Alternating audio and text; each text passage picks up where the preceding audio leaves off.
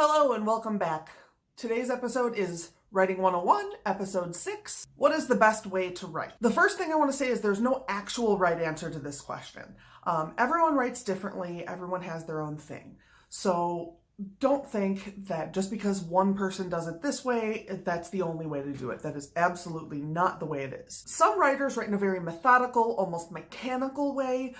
They have A, B, C, D, E that they do, and that's exactly the way it is done every time, and that's just the way it is. Some writers turn on music and light candles and incense and have an almost spiritual relationship with their writing. Both of these are 100% valid and absolutely should be respected, but most of us fall somewhere in between those two.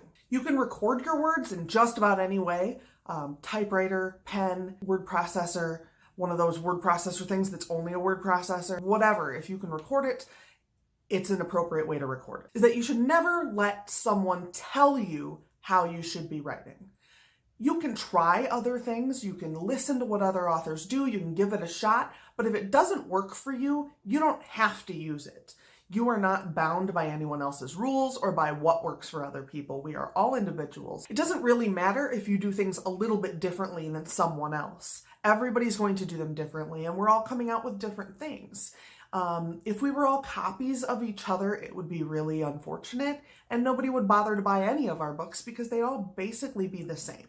That's part of how writing works. It's part of the fact that we all write different things and we all have different voices, and those things take different time and different skills and different focus.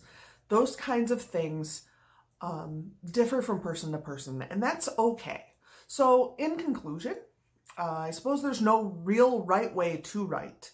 Just because something works for you or works for someone else doesn't make it the best or the worst or anything in between.